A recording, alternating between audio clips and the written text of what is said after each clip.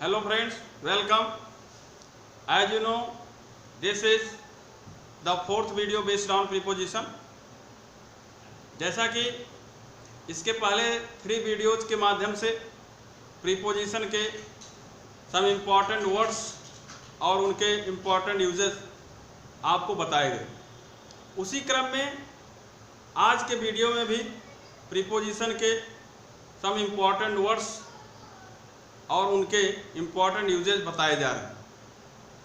तो चैनल को सब्सक्राइब करना मत भूलिएगा। Come on your topic.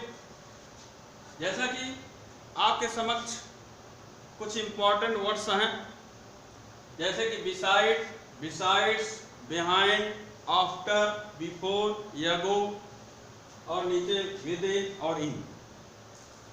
ये कुछ इम्पॉर्टेंट वर्ड्स हैं। वाक्यों में इनका यूज किस तरह करेंगे, किस स्थिति में करेंगे, इसकी जानकारी आपको दी जाए।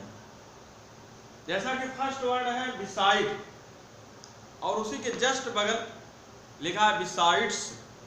तो what is difference between beside and besides? Beside का अर्थ होता है के समीप, अर्थात के बगल, बाय द साइड ऑफ। और बिसाइड्स का अर्थ होता है के अतिरिक्त भी, के अलावा भी। दोनों में ये डिफरेंस। तो बिसाइड शब्द में यस अगर बढ़ गया, अर्थात यस अक्षर बढ़ गया तो हो गया बिसाइड्स। तो दोनों में बहुत फर्क हो गया। अगर बिसाइड में यस नहीं है तो है बिसाइड, उसका अर्थ है के बगल, के समीप। और अगर उसी बिसाइड में अगर यस बढ़ गया तो हो गया बिसाइड्स, उसका अर्थ हो गया के अतिरिक्त भी। जैसा कि एग्जाम्पल के माध्यम से बिसाइड का मतलब के समीप, के बगल। जैसा कि मोहन सोहन के बगल ही बैठा था, तो Mohan was sitting beside Sohan. मैं अपने पिताजी के समीप ही, के बगल ही खड़ा था, तो I was standing beside my father. इस प्रकार के बगल, के समीप की स्थिति होगी अगर वाक्य में, तो हम बिसाइड का यूज करेंगे। अब आई बात बिसाइड्स। बिसाइड्स का मतलब इन एडिशन ऑफ, अर्थात के अतिरिक्त भी, अर्थात कोई कार्य हो रहा हो और उसके अतिरिक्त और अन्य कार्य अथवा एक और कार्य भी हो रहा हो, तो वहां के अतिरिक्त अथवा के अलावा बोला गया।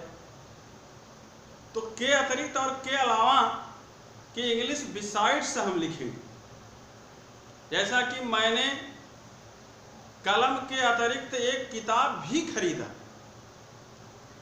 तो I bought a book besides a pen. इस प्रकार वाक्य में बोला गया के अतिरिक्त भी, ध्यान देंगे भी, लेकिन भी का अलग से कोई इंग्लिश वर्ड नहीं रखा जाएगा। इसी बिसाइड्स शब्द में ही भी छिपा हुआ, अर्थात बिसाइड्स का मतलब के अतिरिक्त भी। सीमा चावल के अतिरिक्त रोटी भी खाई, तो Seema ate bread besides the rice. इस प्रकार वाक्य में जो भी शब्द बोला गया उसका अलग से कोई अंग्रेजी नहीं रखा गया, नहीं बोला गया। इसी बिसाइड्स का मतलब ही के अतिरिक्त भी हो, के अलावा भी हो। तो डिफरेंस क्लियर हो गया कि what is beside, what is besides. दोनों में फर्क क्या? अगर के समीप, के बगल की बात हो रही है तो बिसाइड, और के अलावा, के अतिरिक्त भी की बात हो रही है तो बिसाइड्स। अब नेक्स्ट वर्ड है बिहाइंड। बिहाइंड का अर्थ होता है के पीछे, अर्थात किसी स्थान के पीछे। कोई स्थान है, उसी के पीछे की स्थिति क्लियर की जा रही हो, तो वहां पर हम बिहाइंड का यूज करते हैं। जैसा कि उदाहरण के रूप में विद्यालय के पीछे एक बड़ा पेड़ था। अब यहाँ विद्यालय एक स्थान के रूप में है, उसके पीछे की स्थिति बताई जा रही है कि विद्यालय के पीछे एक बड़ा पेड़ था। तो there was a big tree behind the school. तब वहां बिहाइंड का प्रयोग किया गया। इसी प्रकार किसी भी स्थान के पीछे की स्थिति की बात होगी तो वहां पर हम बिहाइंड का यूज करेंगे। जैसे मेरा दोस्त पेड़ के पीछे स्वयं को छिपा लिया, तो my friend hid himself behind a tree. इस प्रकार के पीछे, किसी स्थान के पीछे की स्थिति होगी तो हम बिहाइंड का यूज करेंगे। नेक्स्ट वर्ड है आफ्टर।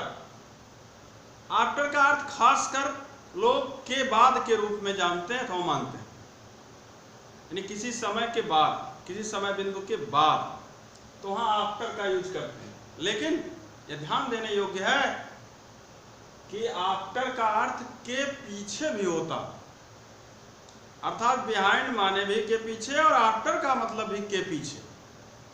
लेकिन बिहाइंड का प्रयोग आपको क्लियरली बताया गया कि किसी स्थान के पीछे की बात हो तो वहां हम बिहाइंड का प्रयोग करेंगे। लेकिन आफ्टर का प्रयोग के पीछे के अर्थों में कहाँ करेंगे, उसे आप ध्यान से सुनेंगे। जब कोई चीज गतिशील अवस्था में हो और उसके पीछे कोई अन्य कार्य हो रहा हो गतिशील अवस्था में, तो वहां पर हम के पीछे की अंग्रेजी आफ्टर लिखेंगे। जैसे सिपाही एक चोर के पीछे दौड़ा, तो चोर मोशन की स्थिति में है, गतिशील अवस्था में, और सिपाही भी उसी गतिशील अवस्था वाले चोर के पीछे जा रहा है, तो वहां पर के पीछे की अंग्रेजी आफ्टर लिखेंगे, बिहाइंड नहीं लिखेंगे।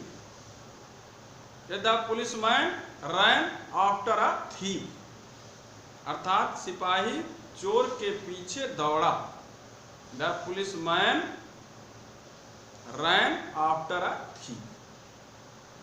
जैसे कुत्ता लड़के के पीछे दौड़ा, तो dog rain after the boy. इस प्रकार किसी गतिशील अवस्था के पीछे की अगर स्थिति होगी तो आफ्टर का प्रयोग करेंगे, अदरवाइज अगर किसी स्थान के पीछे की बात होगी तो बिहाइंड का यूज करेंगे। अब आफ्टर का अर्थ के बाद भी होता है, अर्थात किसी समय बिंदु के बाद की स्थिति हो। जैसे वह सोमवार के बाद अपने गांव आएगा, तो he will come his village after Monday. इस प्रकार किसी समय बिंदु के बाद की बात हो रही हो, वाक्य में के बाद लिखा हो, तो आफ्टर का यूज करेंगे और कर सकते हैं। जैसे वह 2 बजे के बाद विद्यालय जाएगा, तो he will go to school after 2 o'clock। इस प्रकार समय के लिए के बाद की स्थिति में आफ्टर का प्रयोग करेंगे। तो यहाँ आपको स्पष्ट रूप से बिहाइंड और आफ्टर का यूज कैसे करेंगे, कहाँ करेंगे, यह स्थिति स्पष्ट हो गई। अब बात आई बिफोर की। बिफोर का अर्थ होता है के पहले, किसी समय के पहले। जैसा कि आप के पहले की स्थिति में perfect tense, past perfect tense खासकर और फ्यूचर परफेक्ट टेंस, उसमें आप देखे होंगे कि समय बिंदु के पहले के पूर्व अथवा के पहले लिखा रहता है, वहां पर आप बिफोर का यूज करते हैं। के बाद अथवा के पश्चात लिखा रहता है तो आफ्टर का यूज आप करते हैं। इसी प्रकार किसी भी समय बिंदु के पहले अगर के पहले अथवा के पूर्व लिखा है तो वहां हम बिफोर का प्रयोग कर सकते हैं। जैसे विद्यार्थी अध्यापक के आने के पहले पाठ पढ़ चुका था, तो the student had read book before the teacher came. इस प्रकार किसी भी समय बिंदु के पहले की बात होगी तो के पूर्व अगर वाक्य में है तो वाक्य के पहले है तो बिफोर का यूज करेंगे। जैसे वह 2 बजे के पहले यहां आ जाएगा, he will come here before 2 o'clock। इस प्रकार किसी भी समय बिंदु के पहले अगर के बाद अथवा के पहले, के पश्चात, के पूर्व लिखा है तो आपको क्लियरली ये पता चल गया कि अगर के बाद अथवा के पश्चात लिखा है तो आफ्टर, और के पूर्व के पहले लिखा है तो बिफोर। बिफोर का अर्थ के सामने भी होता है, जैसा कि बिफोर का अर्थ लोग के पहले के रूप में जानते हैं, लेकिन बिफोर का अर्थ के सामने भी होता है। जैसा कि आफ्टर का अर्थ के पीछे होता है, बिल्कुल उसी तरह बिफोर का अर्थ भी के सामने होता है। जैसा कि बिल्कुल सामने किसी चीज की अथवा किसी व्यक्ति वस्तु स्थान के बिल्कुल सामने की स्थिति अगर होगी तो हम वहां के सामने की अंग्रेजी बिफोर लिख सकते हैं। जैसा कि विद्यार्थी प्रधानाचार्य के सामने लगातार खड़ा रहा, तो the student continued to stay before the principal. इस प्रकार के सामने के लिए बिफोर का यूज किया गया। जैसे मैं कक्षा अध्यापक के सामने खड़ा था, तो I was standing before the class teacher. तो इस प्रकार बिल्कुल क्लियर हो गया कि आफ्टर का अर्थ के पीछे गतिशील अवस्था होगी तो के पीछे के अर्थों में आफ्टर का प्रयोग, और किसी चीज के बिल्कुल सामने की स्थिति होगी तो के सामने के अर्थों में बिफोर का प्रयोग कर सकते हैं। और समय के लिए के बाद के पश्चात की बात होगी तो आफ्टर का प्रयोग कर सकते हैं, और के पूर्व के पहले की बात होगी तो बिफोर का प्रयोग कर सकते हैं। अब अगला वर्ड है यगो। यगो का अर्थ भी होता है के पहले, तो लेकिन यगो का प्रयोग कहाँ करेंगे, क्योंकि बिफोर का अर्थ भी के पहले, यगो का भी अर्थ के पहले। तो खासकर पास्ट इंडेफिनिट के सेंटेंस में, पास्ट इंडेफिनिट के वाक्यों में यगो का प्रयोग कर सकते हैं। लेकिन ये ध्यान रहे कि यगो का प्रयोग जो टाइम का पॉइंट होता है, समय बिंदु होता है, उसके जस्ट पहले नहीं बल्कि जस्ट बाद यगो लिखा जाता है। जैसे वह 2 महीने पहले ही यहां आ गए, तो ही केम हियर 2 months यगो, अर्थात यगो 2 months के बाद रखा गया, यानी समय बिंदु के बाद ही यगो लिखा जाएगा और बोला जाएगा। खासकर पास्ट इंडेफिनिट के वाक्यों में ही यगो का प्रयोग के पहले के अर्थों में किया जाएगा। अब बात आई विद इन और इन। जैसा कि आपको इसके पिछले वीडियो जो 3 बने थे प्रीपोजिशन के, उसमें इन का प्रयोग आपको बहुत अच्छे ढंग से बताया गया कि इनका प्रयोग हम कहाँ कर सकते हैं, किस स्थिति में कर सकते हैं। जो लोग इसके बारे में जानकारी नहीं प्राप्त किए होंगे वो हमारे प्रीपोजिशन के पिछले वीडियो को देखेंगे तो उससे जानकारी आपको प्राप्त हो जाएगी कि इनका प्रयोग हम कहाँ करते हैं। यहाँ पर विद इन और इन में डिफरेंस क्या है, समय के लिए, खासकर समय के लिए ही विद इन का प्रयोग होता है। तो what is difference between with in and in for time, अर्थात वाक्य में समय का वर्णन हो तो हम विद इन का प्रयोग कहाँ करेंगे और इन का प्रयोग कहाँ करेंगे, वह स्थिति स्पष्ट यहाँ की जा रही है। जैसा विद इन का अर्थ होता है में, अर्थात अवधि की समाप्ति से पूर्व से पहले, और इन का अर्थ भी में होता है लेकिन अवधि की समाप्ति तक। दोनों में यही डिफरेंस क्लियर है कि किसी भी अवधि, किसी भी समय की समाप्ति के पूर्व की बात हो रही हो, अर्थात अवधि की समाप्ति के पूर्व की बात हो रही हो तब विद इन, और जब उस अवधि की समाप्ति तक की बात हो रही हो तो इन। अर्थात समय से पहले अगर कोई कार्य हो रहा हो, उसके पहले ही उस कार्य की पूर्ति हो जा रही हो तो विद इन, और उस समय तक अगर पूर्ति हो रही हो तो इन। जैसे मैं 2 महीने के पहले ही उसका धन वापस कर दूंगा, अर्थात 2 महीने में उसका धन वापस कर दूंगा। अगर उस 2 महीने की अवधि के से पूर्व की बात होगी तो विद इन का प्रयोग किया जाए, अन्यथा इन का प्रयोग किया जाएगा। अगर उस 2 महीने की समाप्ति तक की बात होगी तो इन का प्रयोग किया जाएगा।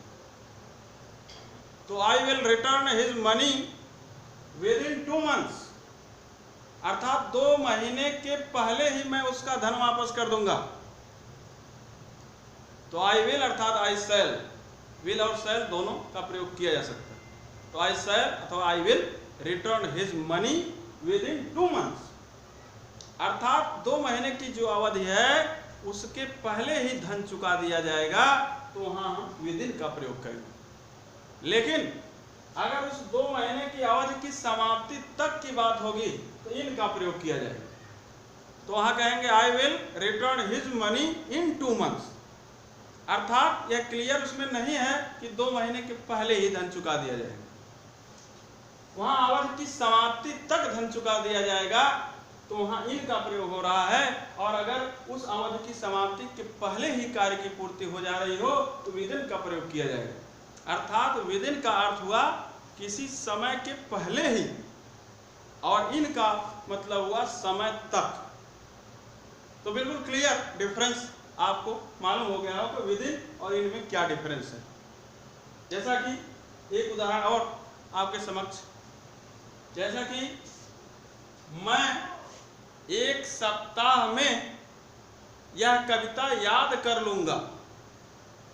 अगर 1 सप्ताह के पहले ही अर्थात 1 सप्ताह की अवधि के पूर्व ही उस कविता को याद करने की स्थिति स्पष्ट हो रही होगी तो विदिन का प्रयोग किया जाएगा। अगर 1 सप्ताह में याद कर लूंगा अर्थात उस 1 सप्ताह की अवधि की समाप्ति तक अगर याद कर लिया जाएगा तो इनका प्रयोग किया जाएगा। तो आई विल अथवा I shall learn this poem within a week, अर्थात 1 सप्ताह की अवधि के पूर्व ही, 1 सप्ताह में ही अर्थात 1 सप्ताह से पहले ही, तो विदिन।